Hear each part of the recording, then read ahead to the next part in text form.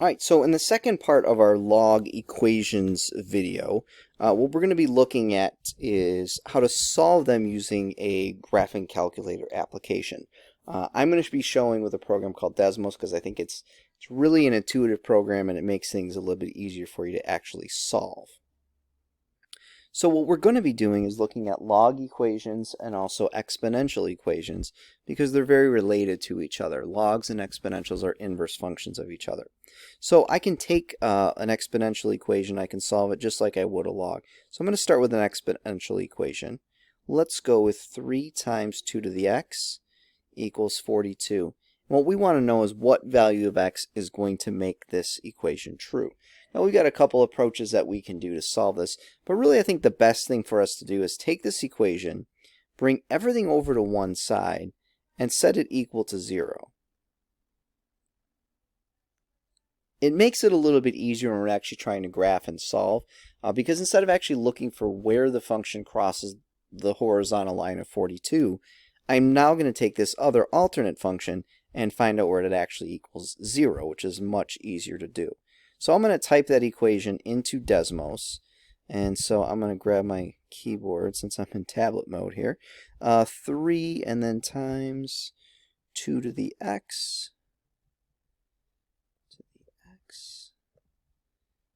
and I'm going to close my parentheses there, minus 42 equals 0. Oops, sorry. Actually, I'm just going to make it minus 42, and I'm going to find out where that equals 0. So I can actually find this pretty easily. Desmos will find that number for me pretty conveniently. I just need to click on it, and it does round it to 3 decimal places, which is what I'm looking for. So my answer would be 3.807. Okay, so that's an exponential function. What about a log function? Well, it's really the same thing. Same idea, it's just I'm going to type some different things into my Desmos program. Log of x equals 4. I'm going to do the same approach. I'm going to bring everything over to one side and then put that into my equation. So I'm going to take the equation and rearrange it for 0, bring that 4 over. So 4 is going to combine with the 5, making it 1 plus 2 log of x equals 0. Again, I'm only going to put that left side into the equation, and then the right side I'm just looking for where it equals 0. So I'm going to go back here, delete all this stuff out. 1 plus 2 log of x. And I'm going to go to the function part, miscellaneous. There it is, log of x. Close my parentheses out, and again I want to know where that equals 0, so it's finding it for me. 0.316 would be my answer. Alright, now what about an equation that looks a little bit more complicated? So I'm going to do example 3, where we've got log of 1.1x minus log base 3 of 81 equals 5. Now, to do this, we're going to apply that change of base formula that we used before. So the change of base formula says if I have that log of 1.1x, again, I'm going to apply this because these do not have the same bases.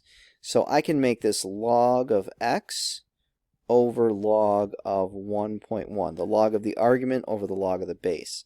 I can do the same thing here, log of 81 over log of 3, and that equals 5.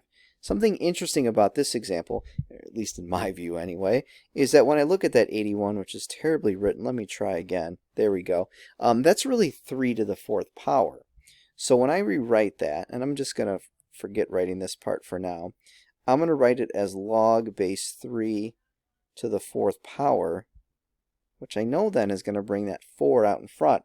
So the log base 3's will cancel out. So what I'm going to actually have is log of x over log of 1.1 minus 4 equals 5. And so I can take that 5 over to the other side.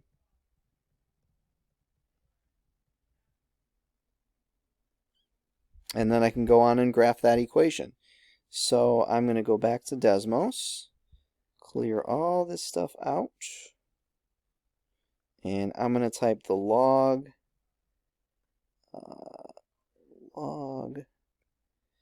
of x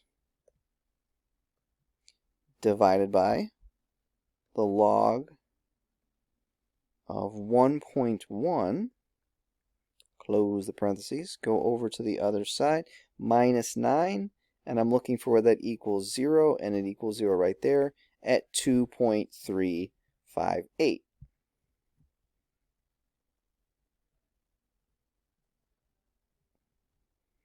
All right, last thing I'm going to be doing is looking something called a natural log.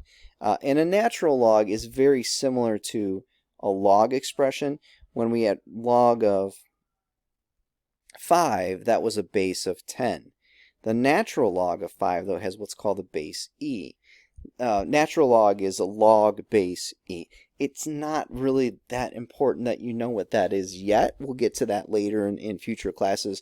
But it's another way that we can use logs. And it's something that in a lot of cases, natural log is going to be a little bit more useful for us than a regular log. But let's not worry about that. Let's actually go ahead and solve some equations with natural logs.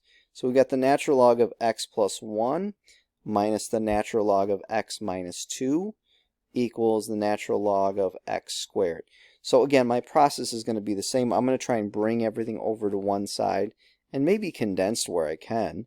So I can write this as the ln of x plus 1 over x minus 2. And then when I bring this over, minus ln of x squared, it's going to become ln of x plus 1 over x minus 2 minus 2 ln of x. So I'm going to put that in my calculator. So ln instead of log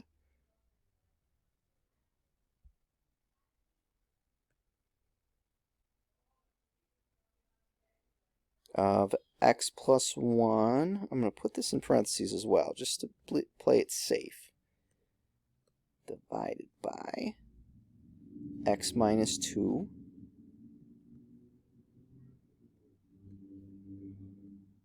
and go over a bit, put that in big parentheses, and then minus 2 ln of x. And again, I want to find out where that equals 0. I've got one spot right there, 2.547 would be my solution. So again, that's how you're going to use a graphing calculator, because not every single log equation that you see will give you nice results. Some are going to be a little bit messier to work with.